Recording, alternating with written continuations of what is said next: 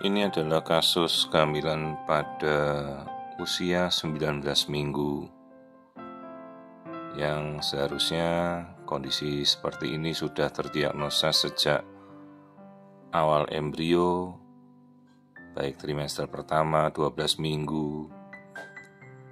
Kenapa kita harus mengetahui sejak awal? Karena kan sejak awal kita akan melihat perkembangan kepala bayi ya.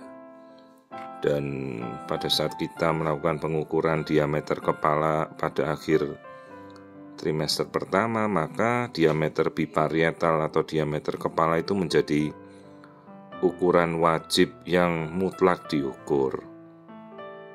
Dengan sendirinya kalau kita tidak bisa mengukur kepala, batok kepala, maka kan kita akan mencurigai ada apa sebenarnya pada pembentukan kepala bayi seperti yang bisa kita lihat dalam kondisi janin seperti ini. Inilah kasus akrania yang akhirnya terdiagnosa pada awal trimester kedua ya, karena sejak awal tidak diketahui.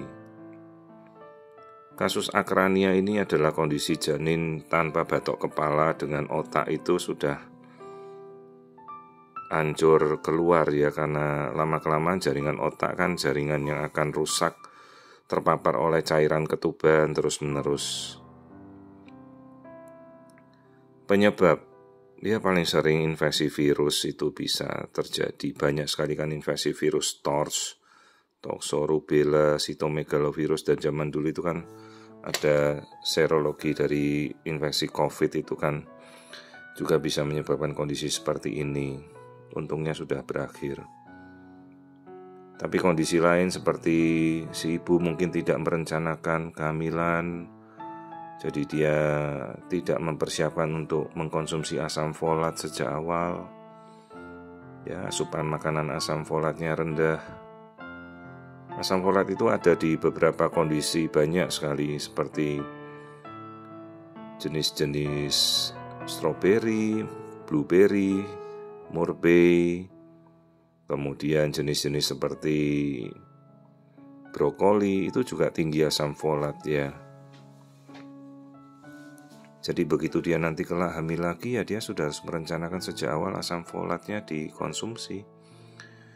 Ini kondisi akrania itu kondisi yang sangat fatal, tidak mungkin kompatibel untuk bisa hidup. Dan sekali lagi kalau ibu-ibu bertanya apakah bisa direkonstruksi, ya jelas tidak bisa. Kita tidak bisa membuatkan tempurung kepala untuk kita tempelkan, ataupun kita mau memperbaiki otak janin yang sudah rusak sejak awal, ya tidak mungkin.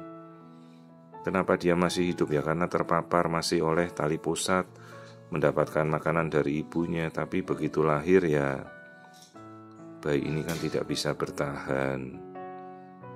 Jadi kenapa dia masih bertahan di dalam kandungan? Ya karena masih tersambung oleh tali pusat. Tapi begitu lahir ya bayi ini tidak bisa hidup ya, cacat berat. Jadi inilah kasus akrania yang seharusnya pada trimester awal, trimester pertama kita sudah bisa mendiagnosa. Karena pada akhir 14 minggu menjelang 15-16 minggu kan kita sudah akan mengukur ukuran kepala, namanya diameter biparietal dari kepala. Ya ini janinnya laki-laki, sayang sekali ya kondisinya. Dia tanpa batok tempurung kepala. Nah sekarang masalahnya kalau si ibu tidak diterapi infeksi virusnya, resiko perulangannya besar. Ya 1% kehamilan bisa terulang kembali anencefali atau akrania. Apalagi kalau dia tidak mempersiapkan mau mengkonsumsi asam folat, buah-buahan yang mengandung asam folat dia tidak mau mengkonsumsi, ya resikonya besar terjadinya akrania berulang pada kehamilan-kehamilan berikutnya. Jadi perlu diwaspadai kasus-kasus akrania yang terjadi pada seorang ibu. Itu bisa berulang dan angka perulangannya cukup besar. Ya kadang-kadang kalau sudah pertama kali bayinya akrania itu bisa berulang pada kehamilan berikutnya kalau kita tidak waspada. Ya, jadi inilah kasus akrania yang baru terdiagnosa pada trimester kedua awal sekitar 19 minggu dengan bayi tanpa batok tempurung kepala. Itu perhatikan bentuknya seperti frog sign ya, tanda seperti kodok atau katak begitu ya.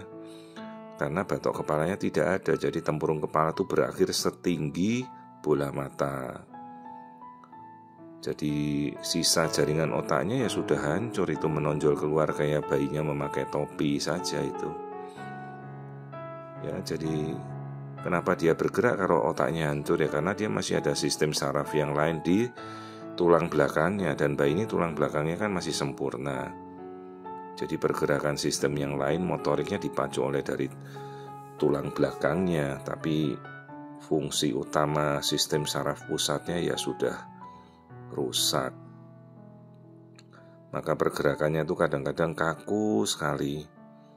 Ya, jadi inilah kasus akrania atau bayi tanpa batok kepala pada usia 19 minggu yang seharusnya bisa didiagnosa lebih awal. Masalahnya kan ini kasus yang sungguh-sungguh tidak kompatibel untuk suatu kehidupan normal. Ya, jadi beberapa kasus yang tidak memungkinkan kehidupan seperti bayi tanpa batok kepala seperti ini ya, atau bayi tanpa ginjal. Ya, inilah salah satu kondisi di mana janin itu tidak bisa hidup ya. Tinggal nanti ya kita edukasi orang tuanya, mereka memutuskannya bagaimana. Inilah kasus akrania 19 minggu.